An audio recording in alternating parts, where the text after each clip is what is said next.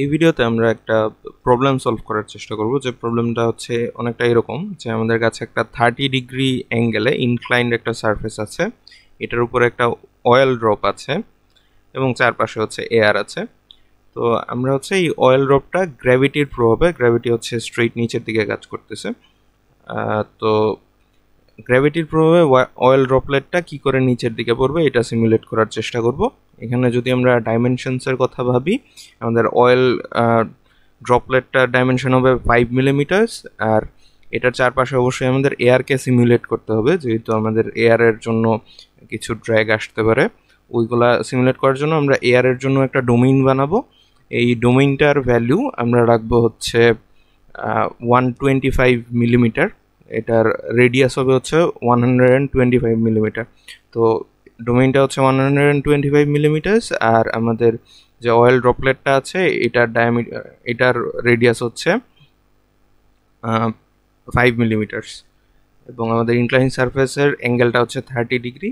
এখন হচ্ছে এই জিনিসটা আমরা এনসিসি সিমুলেশন করে এটা অয়েল ড্রপলেটটা কিভাবে পড়ছে সেটা দেখতে চাই। অয়েল ড্রপলেট বলতে আমরা বুঝাচ্ছি ইঞ্জিন অয়েলের ড্রপলেট।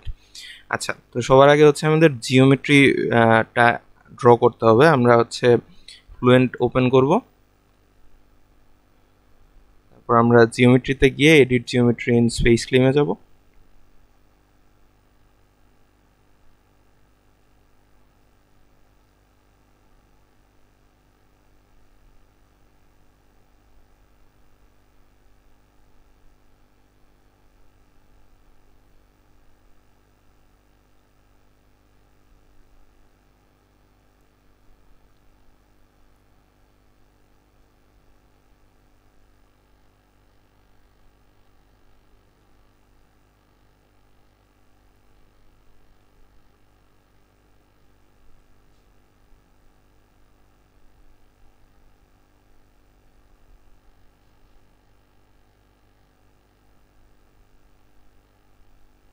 আচ্ছা, তো আমরা হচ্ছে এরকম একটা ড্রয়িং করতে যাচ্ছি।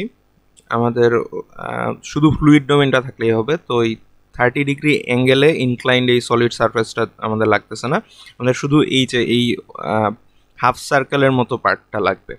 একটা হাফ সার্কেলের মতো পার্ট, এটার মধ্যে আরেকটা হাফ সার্কেল থাকবে যেটা হবে অয়েল ডোমেইন, আর বড় একটা হাফ সার্কেল থাকবে যেটা হচ্ছে এয়ার ডোমেইন। আচ্ছা, আমাদের এই সিমুলেশনটা হবে একটা মাল্টি ফেজ সিমুলেশন, কারণ এটার মধ্যে ড্রপলেট আছে লিকুইড ফেজে, এয়ার আছে গ্যাস ফেজে, আবার এখানে সলিড সারফেসের সাথে ইন্টারাকশনও হচ্ছে এটার জন্য। আচ্ছা, তো আমরা হচ্ছে শুধু এই হাফ সার্কেলটা আঁকার চেষ্টা করব। তো এটার জন্য হচ্ছে আমরা এক্স ওয়াই প্লেন নিব। তো আমরা সবার আগে এখানে স্কেচ সিলেক্ট করব, তাহলে হচ্ছে আমরা যে কোনো স্কেচিং প্লেন সিলেক্ট করতে পারি। আমরা এক্স ওয়াই প্লেন সিলেক্ট করব, তারপর হচ্ছে প্লেন ভিউয়ে যাব। আচ্ছা, তারপর হচ্ছে আমরা সার্কেল সিলেক্ট করে একদম সেন্টার থেকে 125 মিলিমিটারের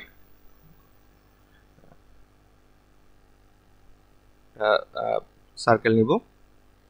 আচ্ছা, তো এখন হচ্ছে আমরা একটা স্ট্রেট লাইন নিব এবং এটার ঠিক ডায়ামিটার বরাবর, মানে একদম সেন্টার দিয়ে যাবে এমন একটা লাইন নিব, যেটার লেন্থ অবশ্যই 125 মিলিমিটারই হবে তাহলে। আচ্ছা, তো এটা হচ্ছে 125 মিলিমিটার আছে। ওকে, এখন হচ্ছে আমরা আমাদের 3D মোডে চলে যাব, তাহলে এটা সারফেস ক্রিয়েট হয়ে যাবে। আমরা দুইটা সারফেস দেখতে পারতেছি, আমরা নিচের সারফেসটাকে ডিলিট করে দিতে পারি। ডিলিট। আচ্ছা, সাপ্রেস ফর ফিজিক্স করার দরকার ছিল না, অ্যাক্টিভেট ফর ফিজিক্স। আচ্ছা, এখন হচ্ছে আমরা এই জিনিসটাকে 30 ডিগ্রি অ্যাঙ্গেলে শেপ দিব, কারণ আমরা দেখতে পাচ্ছি এক্স ওয়াই প্লেনের সাথে এটা 30 ডিগ্রি অ্যাঙ্গেলে থাকবে এক্স লাইনের সাথে। তো এক্সের সাথে, এক্স অ্যাক্সিসের সাথে এটা 30 ডিগ্রি অ্যাঙ্গেল দেওয়ার জন্য আমরা মুভ অপশনটায় যাব, তারপর সারফেস সিলেক্ট করব।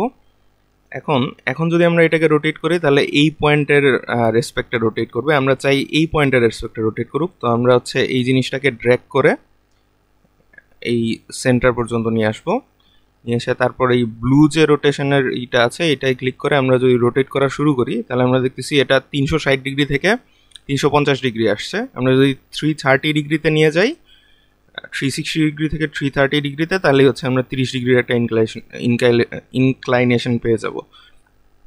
তো আমরা হচ্ছে 330 দিয়ে হচ্ছে এন্টার দিব।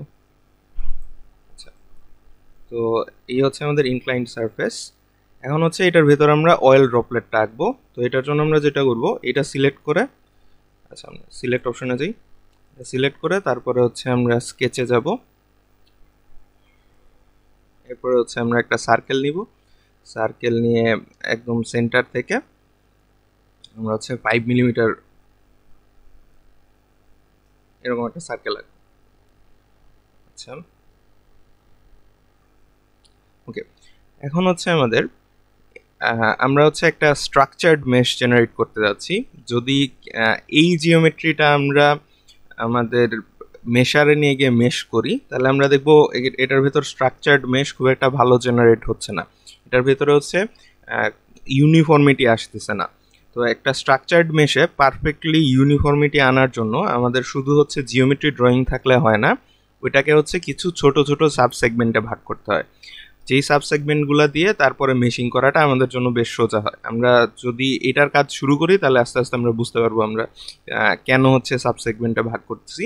সবার আগে হচ্ছে আমরা মেশারে গেলে তারপর ক্লিয়ারলি বুঝতে পারবো কেন সাব সেগমেন্টে ভাগ করতেছি। আমরা সবার আগে এই বড় যে হাফ সার্কেলটা আছে এটাকে পুরা জিনিসটাকে হচ্ছে সমান 2 ভাগে ভাগ করব। তো আমরা একটা লাইন নিব, তারপর একদম সেন্টারে যাব, সেন্টার পয়েন্ট থেকে এই পয়েন্ট পর্যন্ত 62.5 মিলিমিটার হবে, একটা লাইন দিয়ে ডিভাইড করব এটাকে। আচ্ছা তারপর হচ্ছে আমরা এই রেক্ট্যাঙ্গেলটা বানাবো, এখানে যে একটা রেক্ট্যাঙ্গেল আছে এইটার সেম একটা রেক্ট্যাঙ্গেল বানাবো। আমরা রেক্ট্যাঙ্গেল চুজ করব, তারপর এখান থেকে এই পর্যন্ত একটা রেক্ট্যাঙ্গেল বানাবো। আচ্ছা তারপর আমরা আবার লাইন চুজ করব, লাইন চুজ করে এই পয়েন্ট থেকে আমরা হচ্ছে 135 ডিগ্রি অ্যাঙ্গেলে একটা লাইন নিব, আর এই পয়েন্ট থেকেও 135 ডিগ্রি অ্যাঙ্গেলে একটা লাইন নিব। আচ্ছা তারপরে যদি হচ্ছে আমরা এরকম সারফেস মোডে চলে যাই, তাহলে হচ্ছে আমরা এরকম কিছু দেখতে পাচ্ছি। এই দুইটা সারফেস আছে আর ভিতরে আমাদের অয়েল যে ডোমেইনটা ছিল এটাকে আমরা অনেকগুলা ছোট ছোট ভাগে ভাগ করছি। আমাদের এই জিনিসটার দরকার নাই, তো আমরা হচ্ছে এটাকে ডিলিট করে দিব। আচ্ছা তো এখন আমাদের কাছে যে জিওমেট্রিটা আসছে এটা দিয়ে খুব সুন্দর একটা স্ট্রাকচার্ড মেশ বানানো যাবে। আমরা মেশারে গেলে এই জিনিসটা দেখতে পারবো। এখন হচ্ছে আমরা মেশার অন করব আর স্পেস ক্লেম হচ্ছে বন্ধ করে দিব।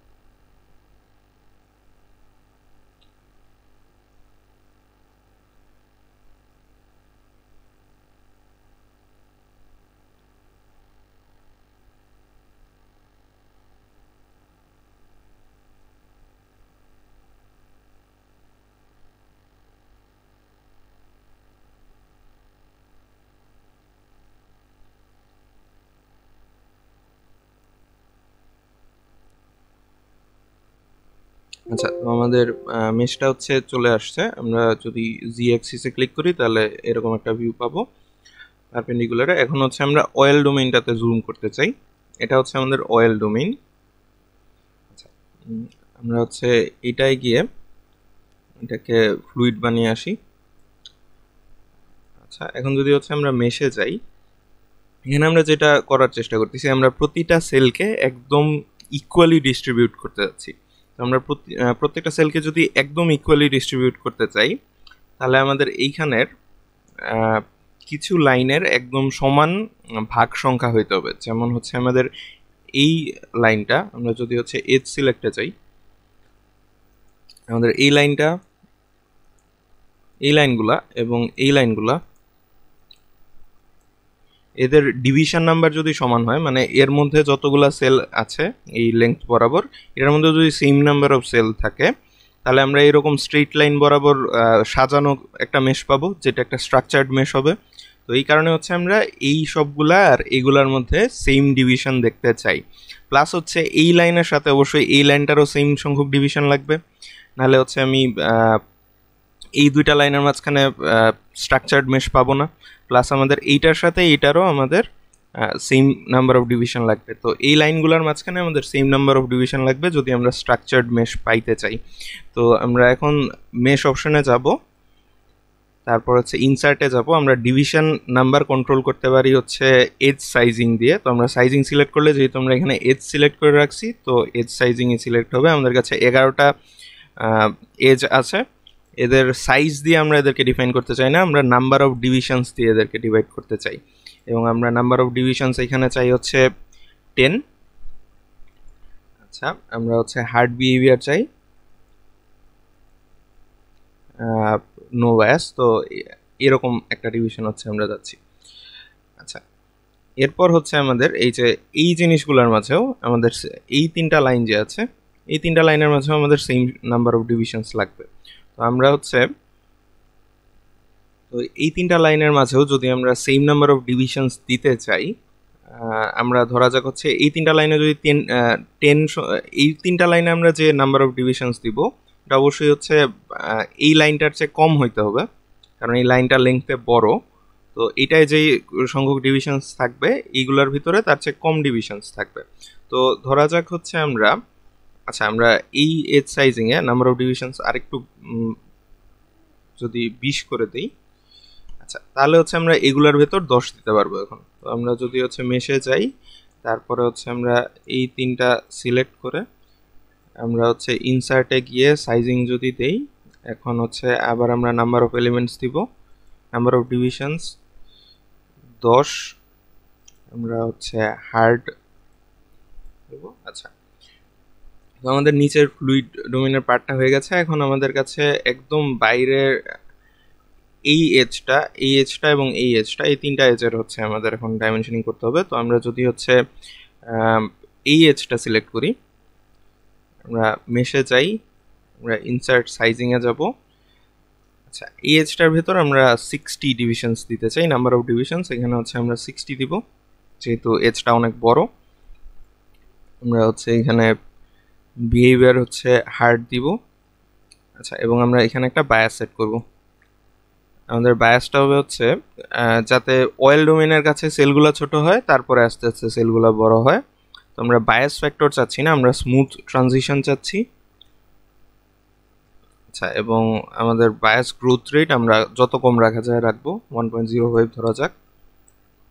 আচ্ছা, এটা হচ্ছে উল্টাটা হয়েছে, আমরা সেলের কাছে বড়গুলা পাচ্ছি আর অয়েলের কাছে বড়গুলা পাচ্ছি, আর অয়েল থেকে দূরে হচ্ছে ছোট সাইজগুলো পাচ্ছি। তো আমরা বায়াস ফ্যাক্টরটা একটু চেঞ্জ করব।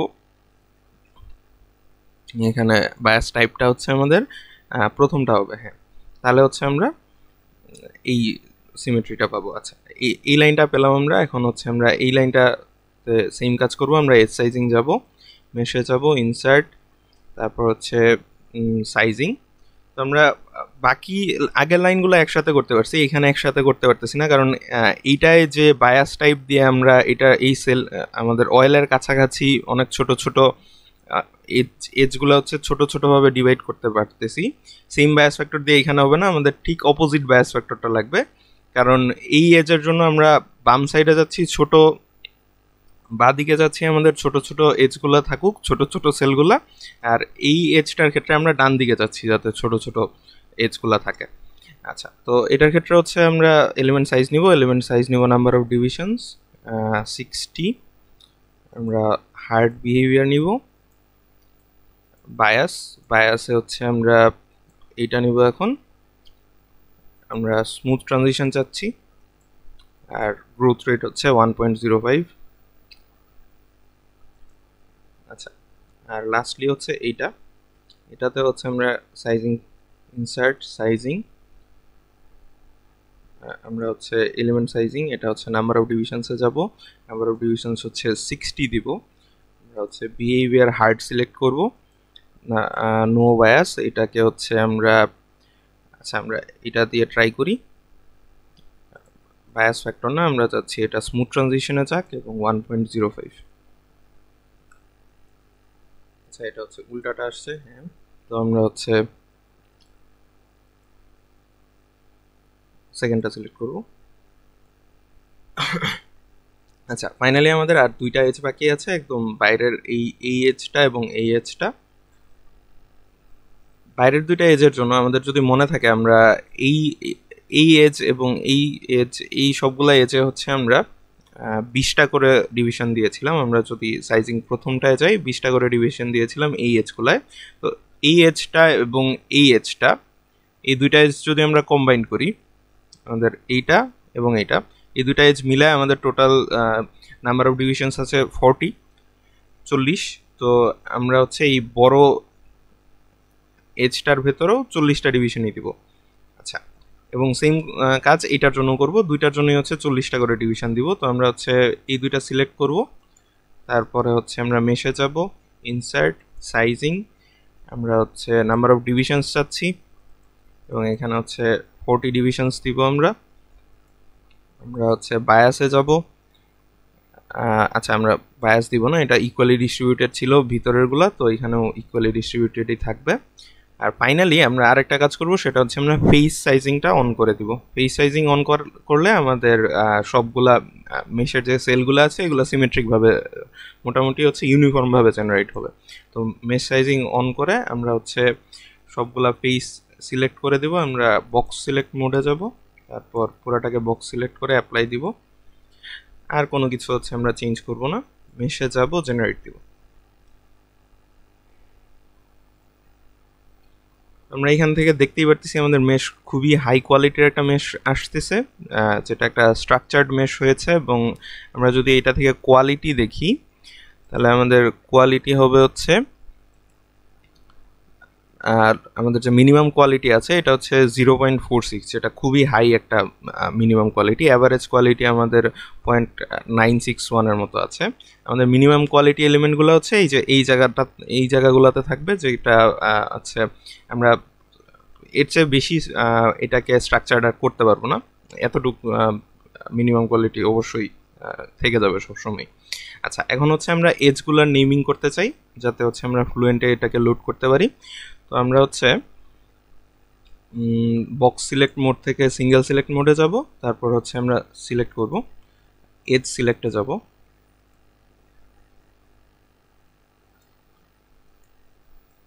আমাদের নিচের যে সলিডের সারফেসটা ছিল পুরাটাই সিলেক্ট করব। পুরাটা সিলেক্ট করে হচ্ছে আমরা এনে চাপ দিয়ে ওয়াল নেমিং করব এটাকে।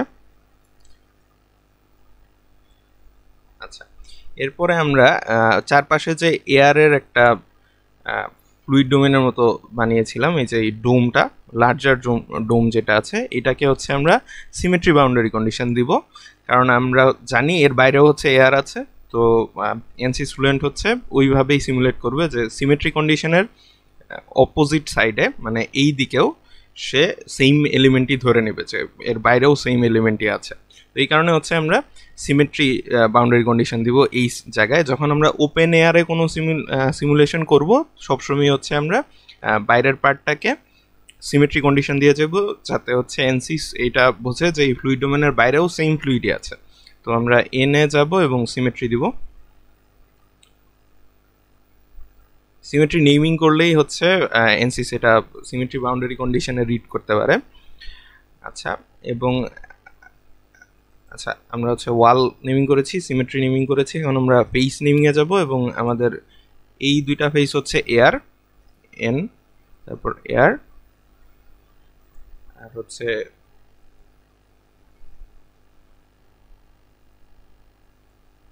এখানের যে ফেসগুলো আছে এগুলো হচ্ছে আমাদের অয়েল।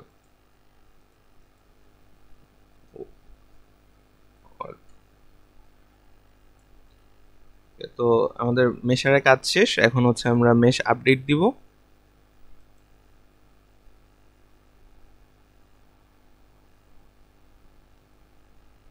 আর হচ্ছে আমরা সেট আপ অন করবো, সেট আপে গিয়ে এডিট দেবো। আর হচ্ছে আমাদের এটা হচ্ছে আমরা একটাই রাখবো, ডাবল ভিশন অন করে দিব, স্টার্ট দিব যেহেতু 2D অ্যানালাইসিস, এবং আমরা হচ্ছে মেশারটা বন্ধ করে দিব।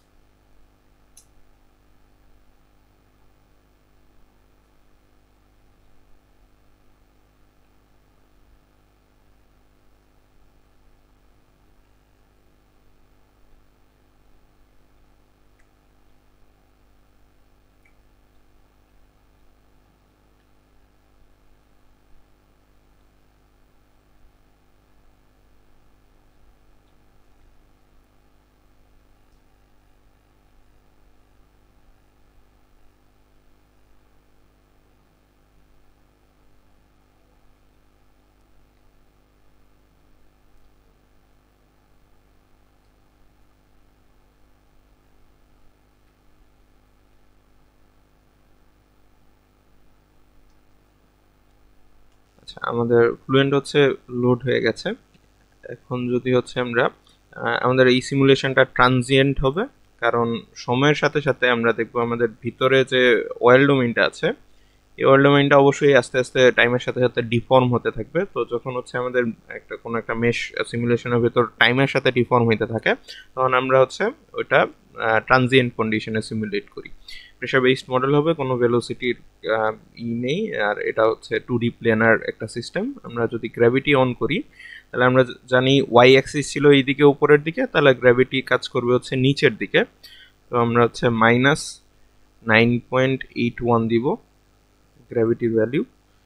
আচ্ছা, তারপর হচ্ছে আমরা মডেলসে যাব, আমাদের মাল্টিফেজ অন করতে হবে। তো আমরা মাল্টিফেজে গিয়ে হচ্ছে এডিট দিব, এডিট দিয়ে হচ্ছে আমরা ভলিউম অফ ফ্লুইড দিব, কারণ এখানে হচ্ছে আমরা ভলিউম অফ ফ্লুইডই ডিফাইন করে দিচ্ছি। আমাদের কন্ট্রোল আমরা যে হচ্ছে ফ্লুইড ডোমেইনটা ক্রিয়েট করছি, ওটা দিয়ে হচ্ছে ভলিউম অফ ফ্লুইড হচ্ছে এক্সপ্রেসড হচ্ছে। আমরা ইমপ্লিসিট নিতে পারি, কিন্তু এটা এক্সপ্লিসিট বাই ডিফল্ট আসতেছে, চেঞ্জ করব না আমরা এখানে, কোনো ভ্যালুই আর চেঞ্জ করব না। আমরা যদি অ্যাপ্লাইয়ে যাই, ইমপ্লিসিট ইউজুয়ালি বডি ফোর্স যদি থাকে ওইটার জন্য ক্যালকুলেট করতে হয়, গ্র্যাভিটির জন্য এত বেশি ইম্পর্টেন্ট না। আচ্ছা, আমাদের ফেজ 1 হচ্ছে এয়ার, আমাদের ফেজ 2 হচ্ছে এয়ার, আমাদের ফেজ 2-কে হচ্ছে ইঞ্জিন অয়েল হইতে হবে। তো আমরা ইঞ্জিন অয়েল যদি ফেজ 2 চাই, তাহলে আগে হচ্ছে আমরা এটা ক্লোজ করব, আমরা মেটেরিয়ালসে যাব, মেটেরিয়ালসে গিয়ে এয়ারে গিয়ে ক্রিয়েটর এডিট দিব। আচ্ছা, ফ্লুয়েন্ট ডাটাবেসে যাব, এখন এখান থেকে হচ্ছে ইঞ্জিন অয়েল সিলেক্ট করব।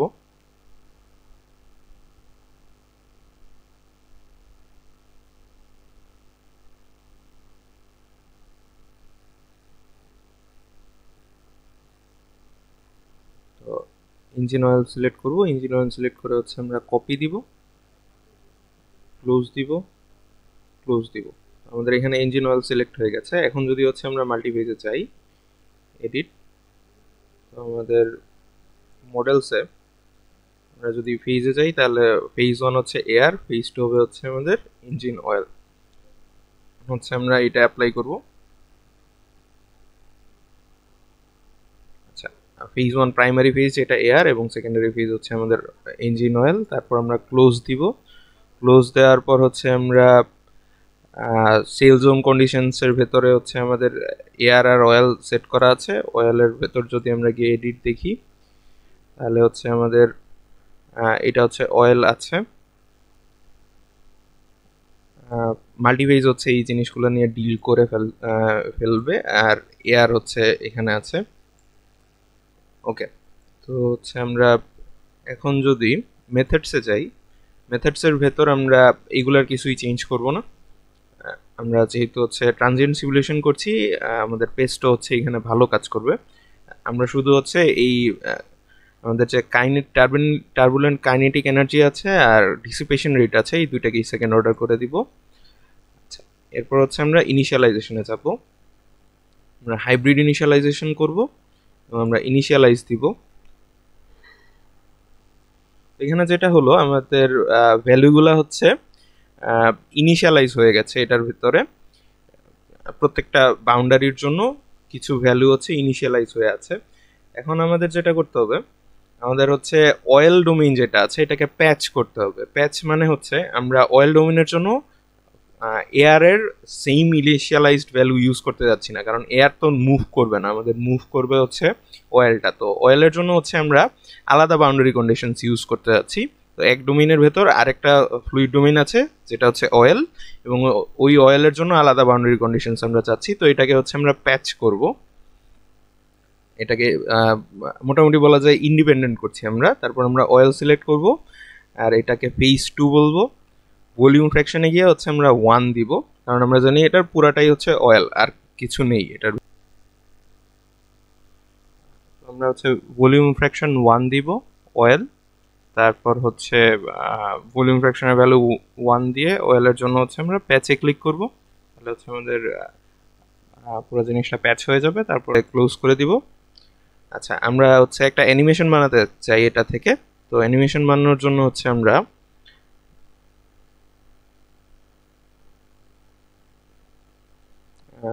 হচ্ছে ক্যালকুলেশন অ্যাক্টিভিটিসে যদি যাই, এটার ভিতরে আমরা প্রতি 100 টাইম স্টেপে ক্যালকুলেশন অ্যাক্টিভিটিসের ভেতরে প্রতিটা 100 টাইম স্টেপের জন্য আমরা হচ্ছে ডাটা সেভ করতে চাই। তো আমরা এখানে হচ্ছে 100 দিয়ে এটা সেট করে রাখবো। তারপর আমরা ক্যালকুলেশনসে যদি যাই তাহলে আমরা এখানে দুইটা জিনিস দেখতে পারবো, একটা হচ্ছে টাইম স্টেপস আর number of iteration per time step. তো আমরা যেহেতু জানি ট্রানজিয়েন্ট প্রবলেম, এটা ট্রানজিয়েন্ট প্রবলেমের ক্ষেত্রে টাইমের সাথে সাথে আমাদের ভেরিয়েবলগুলো চেঞ্জ হবে। তো আমাদের সলভারকে টাইমের ডিফারেন্সিয়াল, আমরা যদি একদম শুরুর ইন্ট্রোডাকশনের ক্লাসটা মনে করি, ওটা ডিফারেন্সিয়াল ইকুয়েশনের ভেতরে একটা টাইমের পার্ট ছিল, তো ওইটাকেও আমাদের সলভ করতে হবে। তো আমাদের টাইমটাকেও ইন্টিগ্রেট করতে হবে ছোট ছোট করে। এটার কারণে হচ্ছে এনসিএস এখানে টাইম স্টেপ ইউজ করবে। একটা নির্দিষ্ট টাইম স্টেপের জন্য, ধরা যাক টাইম স্টেপ বলতে আমরা বোঝাচ্ছি ধরা যাক যে কোনো একটা টাইম স্টেপ, এই যে এখানে টাইম স্টেপ সাইজ বলা আছে, আমরা যদি এটাকে 0.0005 বলি, তার মানে এনসিএস ধরে নেবে একটা টাইম স্টেপে যে 20টা ইটারেশন সে করতেছে, ওই 20টা ইটারেশন দিয়ে এই 0.005 সেকেন্ডে কি ঘটনা ঘটবে সেই ঘটনাগুলো সে সিমুলেট করবে। তারপরের 20টা ইটারেশন দিয়ে পরের 0.0005 সেকেন্ডে যে ঘটনাগুলো ঘটবে সেগুলো সে সিমুলেট করবে। তো এখানে শুধু ইটারেশন দিলেই হবে না, আমাদের টাইমটাও যেহেতু বাড়তেছে, টাইম ওয়াইজ আমাদের ইটারেশনগুলো দিতে হবে। তো আমরা টাইম স্টেপ ধরা যাক যদি আমরা 4000 দিই, দিয়ে যদি হচ্ছে আমরা ক্যালকুলেশন শুরু করি, তারা হচ্ছে আমরা 4000টা টাইম স্টেপ দিছি এবং প্রতিটা টাইম স্টেপে 20টা করে ইটারেশন হবে। প্রত্যেকটা টাইম স্টেপ 0.005 সেকেন্ড সিমুলেট করবে আমাদের সিমুলেশনের। এবং আমরা একটা টাইম স্টেপ শেষ হইলেই দেখবো এটা হচ্ছে বাউন্স করে উপরে উঠবে, আবার হচ্ছে কনভার্জ করা শুরু করবে, কারণ ক্যালকুলেশন আবার শুরু হচ্ছে। আচ্ছা, আমাদের প্রায় 50% ইটারেশন হয়ে গেছে। আমরা সিমুলেশনটা এখানে বন্ধ করব, তারপর হচ্ছে আমরা একটু রেজাল্টসগুলো দেখতে যাব। সিমুলেশন পুরাটা চলতে দিলে রেজাল্টস আরেকটু ইমপ্রুভ হতো। আমরা এখানে দেখতে পারতেছি আমাদের সিমুলেশন কনভার্জ করতেছে, 10⁻³ এর নিচে অনেকবারই চলে আসতেছে। তো আমরা হচ্ছে stop at the end of the iteration দিব, stop at the end of time step দিব। এরপর আমরা আরো 40টা, আচ্ছা আমরা আর 40টা টাইম স্টেপ রান দিব।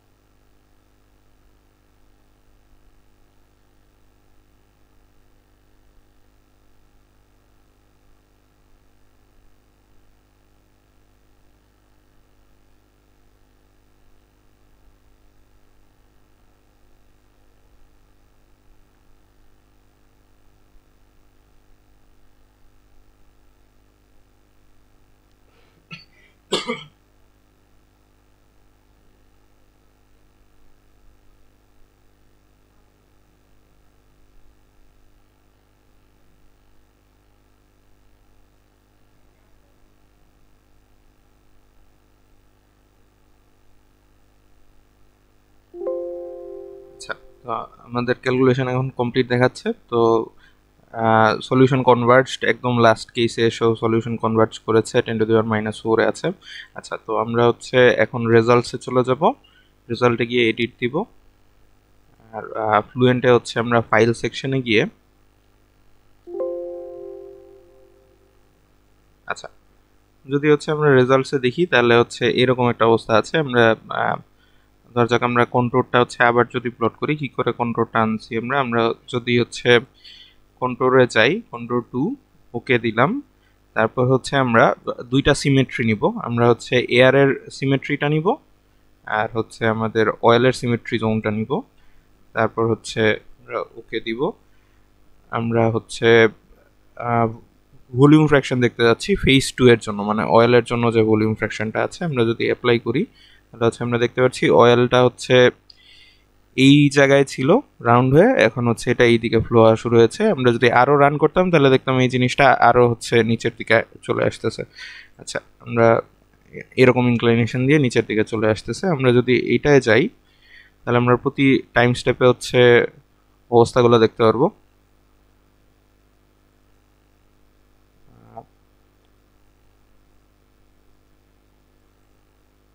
জিরোতে এরকম ছিল, তারপর আস্তে আস্তে ডিফর্ম হচ্ছে। আচ্ছা, আমরা যদি চাই এই আইকনটাতে ক্লিক করে আমরা হচ্ছে এটাকে অ্যানিমেট করতে পারি টাইম স্টেপ অ্যানিমেশন দিয়ে।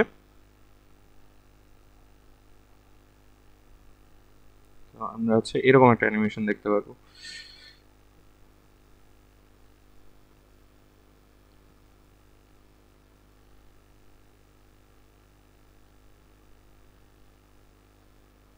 রোপটা হচ্ছে এইভাবে নিচের দিকে আসতেছে। আমরা আরেকটু যদি সিমুলেশন চালাতাম তাহলে দেখতাম এটা আস্তে আস্তে আরো নিচে আসতেছে। আচ্ছা ঠিক আছে।